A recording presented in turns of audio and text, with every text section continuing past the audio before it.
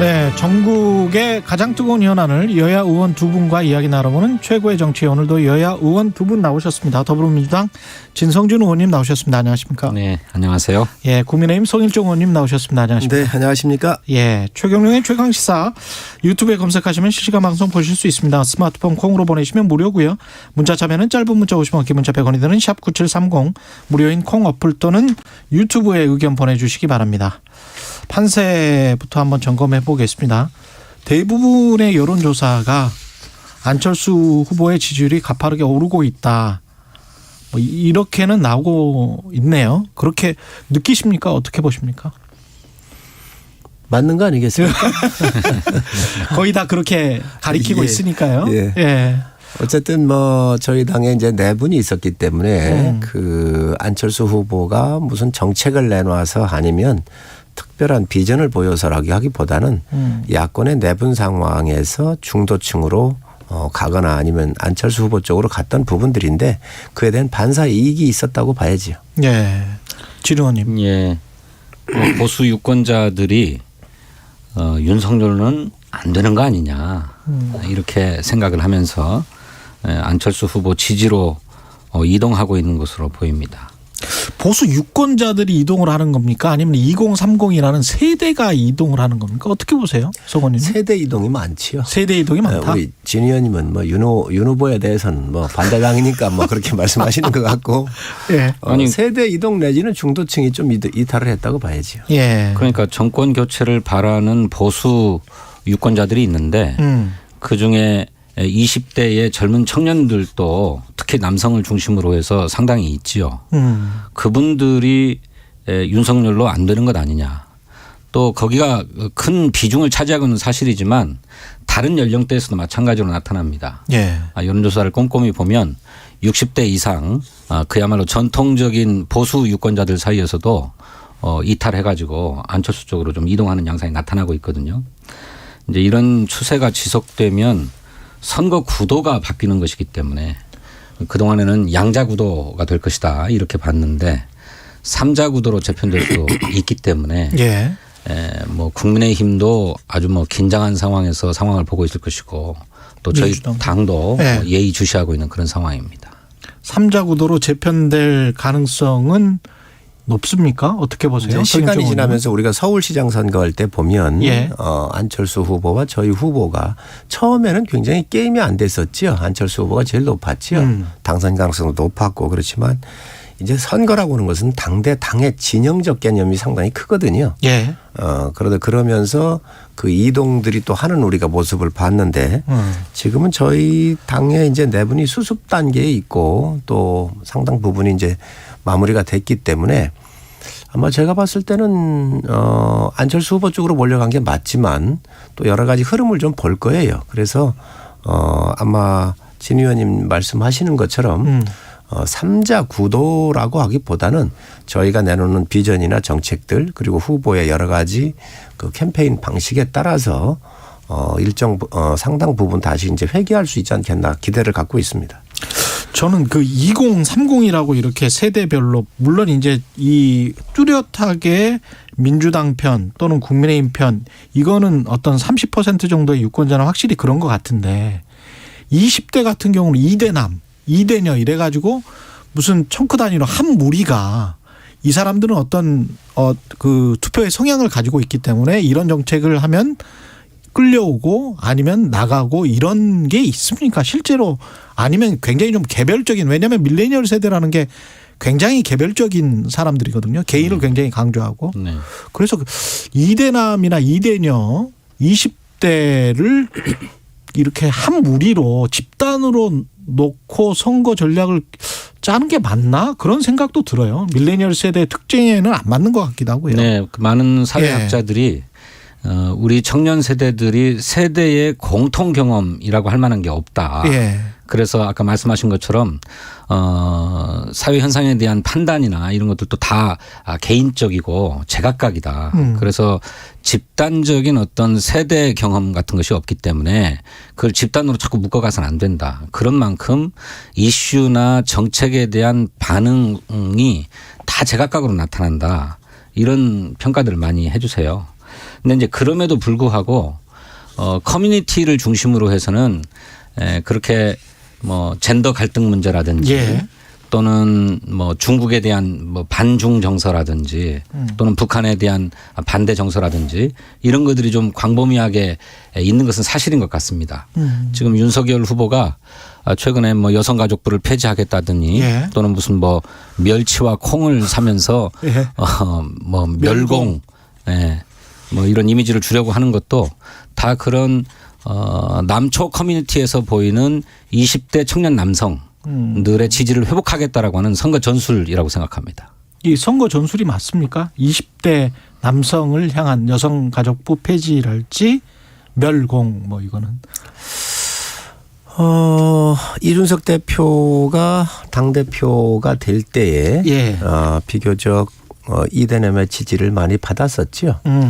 그런 그 경험치가 있고 또 20대의 그 여러 가지 시대 흐름에서 볼 때는 가장 중요한 가치를 공정의 가치로 보지 않겠습니까? 예. 멸공 지금 우리 진 의원님 말씀을 하셨는데 사실 저희 세대는 뭐 익숙한 그런 이야기지요. 그렇지만 이 단어 자체에 가지는 의미가 우리가 잘 봐야 된다고 생각을 합니다. 이 단어를 향수를 불러일으키거나 이런 문제가 아니고 지금 인스타그램에서 올렸었던 거에 대한 검열에 대한 문제 아닌가요? 이 표현의 자유에 대한 검열에 대한 문제 아니겠습니까? 정영진 부회장이 그렇습니다. 예. 그렇게 하고 지금 검열을 그러면 마크 주커버그가 검열을 그리고 아니 어찌 됐든 예. 이게 뭐 미국에서 했든 한국 법인이 했든 간에 지금 현재 또 공수처가 예를 들면 모 신문사의 편집국에 카톡방까지 다 뒤지고 있고 이런 여러 가지 현상을 함께 바라보면서 우리가 이 부분에 대해서 이 검열하고 있는 지금 이 사태에 대해서 가지는 여러 가지 그 흐름을 좀 우리가 볼 필요가 있다 이렇게 생각을 하고요. 어쨌든 지금 20대가 갖고 있는 그러한 공정에 대한 가치를 우리가 굉장히 중요하게 봐야 되는데 과연 이러한 그 20대가 볼 때에 남녀에 대한 공정의 개념으로 봤었을 때 이게 맞는 것인가에 대한 그러한 표의 흐름이 분명히 있는 것 같습니다. 무슨 말씀인지 잘 모르겠는데 뭐 검열을 문제 제기하면서 왜 멸공을 얘기하는지는 잘 모르겠어요. 근데 말씀하신 것처럼 이게 단순히 국민의힘 당 내부에서의 어떤 분열, 분쟁 이런 것 때문에 이탈한 게 아니고요. 윤석열 후보가 가지고 있는 근본적인 한계가 문제의 핵심입니다. 윤석열 후보는 본인의 부인이나 또 장모, 일가족 비리에 대해서 대단히 이중적인 모습을 보였거든요. 잘 아시는 것처럼 그 가족 비리 의혹이 추미애 전 장관의 수사 주의로 수사가 재개됐고 윤석열 후보가 검찰에 있을 때에는 무혐의 처분되고 또 수사가 이루어지지 않은 것이 검찰을 떠나자마자 유죄가 되고 또 수사가 막 이루어지고 이런 상황 아닙니까? 그런데 본인이 가진 잣대를 뭐 누구에게든 공정하게 들이대겠다고 했지만 여전히 자기 가족에 대해서는 감싸는 태도를 보이고 있거든요. 그래서 윤석열 후보의 출마 명분이었던 공정과 상식을 정면으로 훼손하는 모습을 보였기 때문에 아까 말씀하신 청년들한테서의 그런 공정이라고 하는 가치를 훼손하는 모습을 보여서 이탈한 측면이 굉장히 큽니다. 근데 이것이 단기간에 해결될 수가 없지 않습니까? 그러니까 국민의힘의 내부는 봉합되었는지 모르지만 저는 뭐 언제든 뭐 다시 터져나올 가능성도 있다고 생각하는데 어쨌든 국민의힘의 내부는 봉합되었지만 문제의 핵심인 윤석열 후보의 공정의 문제 또 윤석열 후보가 보여주고 있는 국정 운영에 대한 준비 부족의 문제 이런 문제가 사태의 핵심이기 때문에 지지율 회복이 불가능하다 저는 그렇게 생각합니다. 그러면 이재명 후보의 공정의 가치에 대해서는 그럼 이대남이 동의를 할까요? 저는 그렇지 않다고 생각을 합니다. 오히려 이 후보가 갖고 있는 지금 야권이 몸살을 앓으면서 지지도가 빠진 거는 맞는 이야기인데 그렇다고 이 지지도가 그럼 이재명 후보한테 갔습니까? 이재명 후보가 갖고 있는 공정의 가치는요 더더욱 문제가 많습니다. 공권력을 갖고 있으면서 7명한테 1조 원대를 퍼줬던 것들이 대장동 그런 사건들이잖아요. 너무도 많은 자기 아들이 불법 도박으로 했었을 때 게임에 중독이 돼가지고 치료가 필요하다고 그러면서 말을 빠져나간 것 같은 경우는 이거는 공정에 해당할까요? 그리고 박스권에 왜 있을까요? 이재명 후보는 지금 이 바라보는 각도를 우리가 전 봐야 한다고 생각을 합니다. 그래서 본인 문제에 더 심각한 도덕적 결함이나 업무 능력에 있어서의 공권력을 활용한 이런 문제를 바라볼 때 오히려 저는 이재명 후보가 갖고 있는 이 공정과 도덕적 결함이 더 크다고 보고 있기 때문에 그렇다고 20대 표가 그쪽으로 쏠릴 것이냐. 전 그렇게 보지는 않습니다. 오히려 이런 문제에 대해서 지금 나온 이 공정의 개념은 제가 볼 때는 그 20대가 갖고 있는 남녀 평등에 대한 개념으로부터 좀 우리가 자세하게 아주 면밀하게 한번 검토를 해볼 필요가 있지 않나 생각을 합니다. 윤석열 후보의 지지율이 빠진 만큼 이재명 후보의 지지율이 오르는 것은 아닙니다만 꾸준히 올라가고 있습니다. 문제는 뭐 정권 교체를 바라는 보수 유권자들이 그들이 청년이 됐든 장년이 됐든 그들이 빠져서 곧바로 이재명 후보의 지지로 돌아오지는 않는다는 것입니다. 그분들이 1차적으로는 지지 후보 없음으로 나타나기도 하고 또 지금처럼 안철수 후보라고 하는 제3의 후보의 지지로 나타나는 것이죠. 그러니까 윤석열 후보의 지지율이 막 빠져서 곧바로 이재명 후보에게 옮겨가고 있느냐 이런 문제 제기는 바람직하지 않고요. 사실과는 다른 얘기고요. 하지만 이재명 후보의 역량이 입증되면서 서서히 오르고 있다. 그리고 그 올라가고 있는 양상이 윤석열 후보의 지지율 급락과 겹치면서 격차가 점점 벌어지고 있는 것이 사실 아니냐라고 하는 점이고요. 그래서 국민의힘 내부나 보수층 내에서 야권 후보 단일화 얘기가 나오는 것 아닙니까? 어제 보니까 단일화를 뛰어넘어서 공동정부를 구성해야 된다라고 하는 얘기까지 국민의힘 내부에서 나오는 것 같은데 그것은 3자 구도로 선거 구도가 정립될 수밖에 없을 것이다라고 보여지는 측면 때문에 그런 거라고 생각해요. 저는 지난주 방송에서 윤석열 후보에 대한 후보 교체론이 보수층에서 올라오면 후보를 현실적으로 교체할 방법은 없기 때문에 후보 단일화론으로 수렴될 것이다. 이렇게 예상을 바 있는데 말씀하셨죠? 예. 지금은 후보 단일화 논의가 더 세질 것 같다. 더 나아가서는 공동정부까지 구성하자라고 하는 얘기가 나오는 상황 아닙니까? 여야를 공히 아마 겪고 있는 문제 같은데 이재명 후보 같은 경우는 참 결함이 많잖아요. 다 알고 있잖아요. 그럼에도 불구하고 우리가 이것을 따돌리지 못하고 참 내분에 의해서 많이 빠진 것 가슴이 아픕니다. 그렇지만 또 이재명 후보가 야권이 분열이나 여러 가지 이런 악재에 휩싸였었을 때 이재명 후보가 또 한 38% 40%대를 뚫지 못하고 예. 지금 현재 박스권에 갇혀 있는 것 또한 아마 여권에서 굉장히 가슴이 아플 거예요. 예. 양쪽 진영 좀 비슷한데 이재명 후보 같은 경우는 지금 문 대통령의 국정 지지율보다 항상 밑에 처지고 있지 않습니까? 예. 이건 무엇을 의미할까? 저는 상당히 시사하는 바가 크다고 봐요. 지금 그런 면에서 볼 때 여야가 같이 지금 그런 문제가 있다고 보고 국민의힘 같은 경우는 예. 컨벤션 효과가 나왔을 때 40한 3, 4% 정도를 다 뚫어봤어요. 이제 그런 면에서 지금 현재 안철수 후보가 오른 거에 대한 여러 가지 위기감이 오는 것도 사실이지만 이 또한 앞으로 우리 국민의 힘이 어떻게 하느냐에 따라서 많은 지지율의 회복은 있을 거로 보여지고요. 또 근간에 그 한 두어 개 정도의 이 지지율을 좀 봤더니 이제 저희가 좀 하락이 멈췄고 그리고 이재명 후보하고의 격차가 조금씩은 줄어들고 있는 것들을 예. 감지할 수 있었습니다. 국민의힘 입장에서는 단일화 없이도 승리할 수 있다. 3자 구도 내에서도 어떤 판단이세요? 안철수 후보가 지지율이 5% 미만이었을 때도 이 단일화에 대한 이야기는 일각에서 늘 있었던 이야기입니다. 그렇죠. 예. 예. 그렇기 때문에 정치라고 하는 것은 뭐 수없이 많은 변수에 의해서 늘 요동치고 그렇지 않습니까? 그렇기 때문에 제가 볼 때는 뭐 정치라고 하는 것이 많은 가능성을 열고 하는 것이기 때문에 앞으로 많은 변수가 있을 수 있다고 생각을 합니다. 열어놓고는 계시네요. 일단 단일화에 관해서. 그러면요, 뭐 예. 모든 가능성에 대해서는 다 열려 있는 것이죠. 민주당도 마찬가지입니다. 민주당에서도 안철수 후보한테 단일화 이야기를 하지 않았었습니까?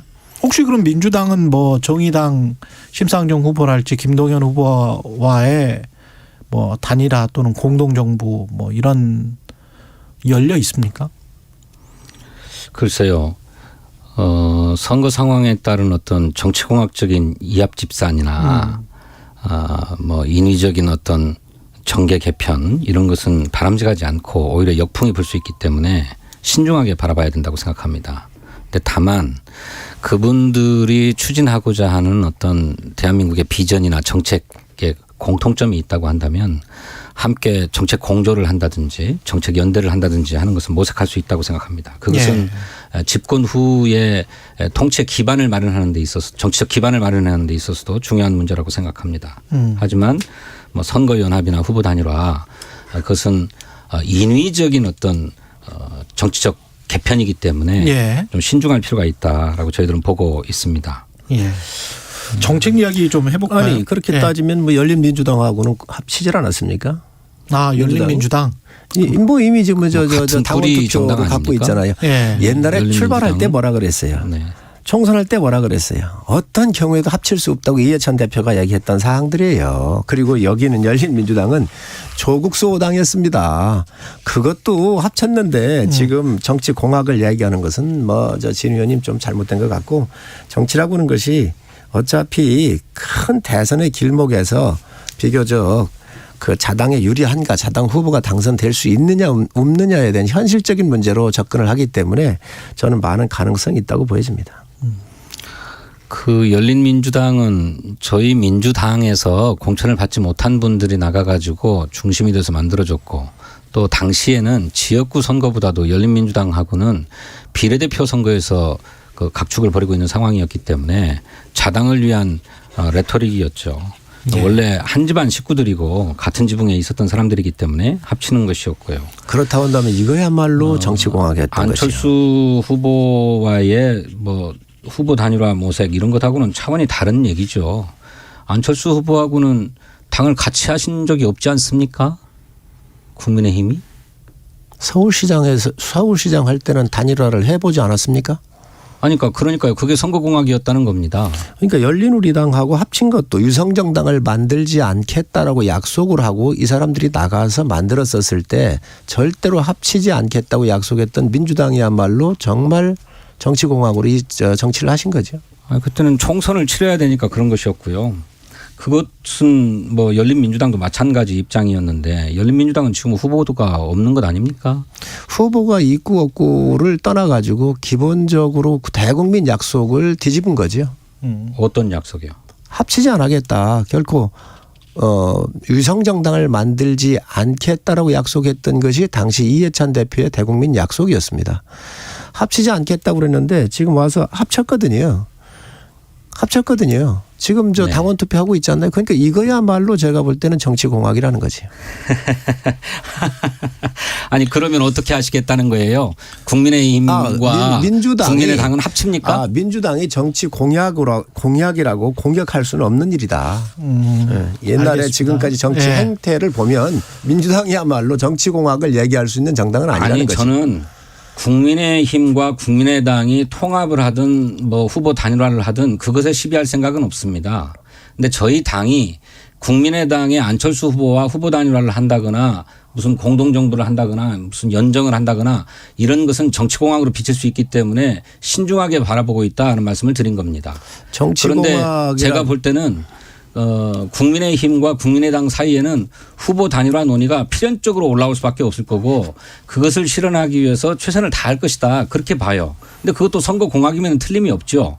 하지만 그것을 비난할 생각은 없습니다. 그럴 수밖에 없을 거라고 생각하니까요. 왜냐하면 정권 교체 여론이 높음에도 불구하고 윤석열 후보가 그 절반조차도 흡수하지 못하고 있는 상황이잖아요. 그러니까 당연히 야당 입장에서는 정권 교체에 찬성하는 모든 세력들을 하나의 대열로 묶으려고 하겠죠. 그러니까 최선을 다할 것이다는 국민의힘이 최선을 다할 것이다인가 아니면 국민의힘이 그럴 거라고 생각합니다. 국민의당은 최선을 다하지 않을 가능성이 그냥 독자로 갈 가능성도 있는 거 아닌가요? 국민의당은 지금 후보 단일화의 가능성을 한사코 차단하고 있지 않습니까? 그렇죠. 뭐 지금으로서야 당연한 얘기일 텐데 지지율 역전이 벌어지게 되면 또 입장이 바뀔 수도 있겠죠. 아, 지지율이 역전. 그러니까 예. 안철수가 윤석열 후보를 능가한다고 하면 그때는 또 주도적으로 후보 단일화를 하자 또는 통합을 하자 뭐 이런 얘기를 안철수 후보가 제기할 수 있을 거라고 생각합니다. 그런데 저는 그럴 가능성은 높지 않다고 보고 안철수 후보의 지지율이 올라서 윤석열 후보와 팽팽한 상태에 가게 되면 그때는 후보 단일화 논의를 하게 될 것이다. 그렇게 생각합니다. 이걸 다 정치공학으로 이렇게 다 몰고 그러시는데 정치공학적 측면이 분명히 있고 뭐 인정합니다. 그런데 그러면 DJ하고 JP하고 있어서 해가지고 공동정부를 이제 만들어 봤잖아요. 예. 이 또한 그러면은 뭐 민주당은 안 해봤습니까? 그래서 지금 제가 제기하는 것은 정치공학이라고 하는 말로 지금 진 의원님께서 공격하는 것은 과하다고 제가 말씀을 드리는 너무 거예요. 너무 폄하하지 말라. 그렇습니다. 예. 정치의 어떤 가능성도 다 열려 있기 때문에 서울시장 선거할 때도 단일화 한번 했고요. 또 민주당도 DJ, JP 연합을 통해서 만들어 봤었던 일이 있다. 그리고 민주당이야말로 정치공학을 얘기하면 안 되는 이유가 지난 총선에 할 때에 위성정당을 만들지 않겠다라고 대국민 약속을 했고 또 그러면서 열린우리당을 만들었는데 합치지 않겠다라고 했었던 그 약속도 대선을 앞두고 바로 합치더라는 거지요. 그렇기 때문에 정치공학이라고 그래서 지금 예를 들면 야권의 단일화를 시도한다든지 이런 거에 대해서 상당히 부정적인 말씀을 하셨기 때문에 제가 그에 대해서 반론 제기를 한 거죠. 예. 그 정책 이야기를 좀 해보겠는데요. 병사 봉급 월 200만 원은 이게 병장 봉급을 말하는 것이겠죠? 병장이 됐을 때 월 200만 원을 하겠다는 이야기겠죠? 이병 때부터 200만 원입니까? 어떻게 되나요? 평균 200만 원입니까? 기본적으로 이 부분은 국가가 예. 젊은 청년들을 징집을 해서 자유가 제한되고 신체가 제한되는 거 아니겠습니까? 그렇죠. 그렇기 예. 때문에 비교적 국가의 필요에 의해서 노동력을 착취하는 것 같은 그런 느낌이 있단 말이지요. 그래서 이 젊은 청년들에 대해서는 최저임금을 좀 줘야 되겠다라고 생각을 해요. 올해가 192만 원이에요. 최저임금이. 논산 올려서 갈 때부터. 그렇습니다. 그래서 예. 이제 물론 2병, 1병에서부터 차이가 얼마나 될지 모르지만 예. 아마 지금은 그 가치에 대한 평가 없이 병장이 61만 1,000원 정도가 돼요. 예, 그렇더라고요. 예, 그렇게 받고 있는데 이게 최소한 그래도 최저임금까지는 국가가 주면서 그래도 국가에 대해서 충성을 하라고 하는 것을 요구를 할 수가 있겠다. 예. 이렇게 판단을 하고 있기 때문에 저는 어느 이병에서부터 예. 최저임금에 대해서는 어느 정도 선을 좀 갖는 게 좋겠다 생각을 합니다. 예. 그러니까요. 뭐 정책 공약을 한마디로 단순하게 전달하면 참 좋겠는데 예. 그렇게 딱 10자짜리 공약을 내놓으니까 언제까지 누구를 대상으로 그렇게 하겠다는 것인지 모르잖아요. 저는 좀 상세하게 설명될 필요가 있다고 생각합니다.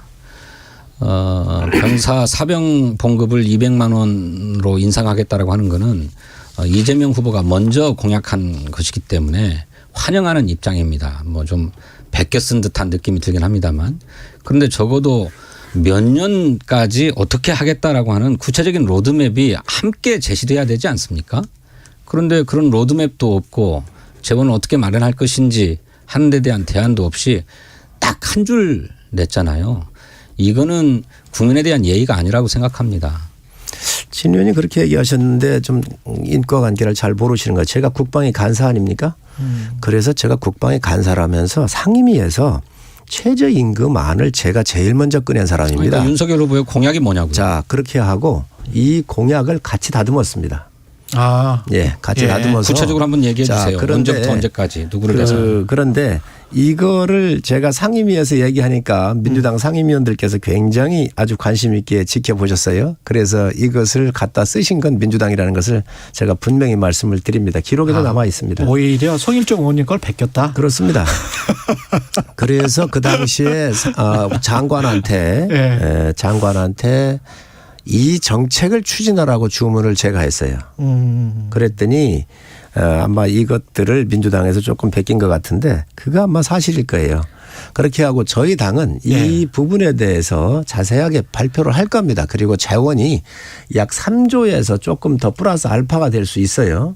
그렇기 때문에 비교적 192만 원, 지금 현재는 192만 원인데 내년도 다시 오르겠죠. 그래서 200만 원 정도로 보는데 200만 원이었을 때 약 3조 정도가 돼요. 그런데 이등병에서부터 조금씩 차등을 두면 그거는 조금 약간 그 금액에 유동이 있을 수 있다 이렇게 말씀 제가 드립니다. 그 저작권 말씀을 하시니까 박근혜 정부의 사병들 봉급보다 2배를 올린 게 문재인 정부입니다. 그런데 문재인 정부가 그렇게 사병 봉급을 인상하면서 사실은 최저임금 선까지는 봉급을 보장하는 것이 맞다라고 하는 얘기를 계속해 왔어요. 그렇지만 국가 재정 형편이 그렇게 다 되지 못하니까 우선 2배 인상하겠다 해가지고 현 수준에 이른 것 아닙니까? 그런데 무슨 성일종 의원님 저작권이 있는 것처럼 말씀을 하십니까? 국방이 진즉부터 그런 논의는 있었어요. 상임위에 가서 공식적으로 문제 제기를 해가지고 제기한 게 어느 당인지 우리 진 의원님 확인하시기 바랍니다. 알겠습니다. 그리고 이재명 후보의 그 비정규직 공정수당, 비정규직 정규직보다 더 많이 받아야 한다는 취재 인터뷰는 그 전에 있었고 이게 자세한 내용을 좀 말씀을 해 주시고. 그러니까 지금 비정규직들의 임금이 정규직에 비해서 한 60%도 안 되는 상황으로 나오고 있는데 이 비정규직 노동자들은 고용이 보장돼 있지 않은 불안한 직업이지 않습니까? 그러니 오히려 이분들에 대한 임금이 더 높아야 된다. 그래서 비정규직에 대해서 임금을 높여주면 얼마든지 본인의 선택으로 비정규직 노동을 선택해서 할 수 있고 기업 입장에서도 상시적인 업무들을 위해서라면 정규직을 채용하는 것이 훨씬 더 이익이 되기 때문에 고용 안정을 기하면서도 동시에 고용 유연성까지도 확보할 수 있는 정책이다. 그것이 노동 정책에 있어서 공정한 게 아니냐라고 하는 구상인 것입니다. 그런데 이걸 시장에서 줄 수 있을까요? 이거는 병사 월급하고는 좀 다른 거라서 어떻게 보십니까? 저는 이거야말로 참 마구제비식 그런 공약이 아닌가 그렇게 생각을 합니다. 우리가 정확하게 원인 분석을 해야 돼요. 이 노동의 유연성을 주기 위해서 비정규직을 만들었던 거 아닙니까? 그런데 이 비정규직의 문제가 뭐냐면 첫 번째 입찰 구조의 문제가 있습니다.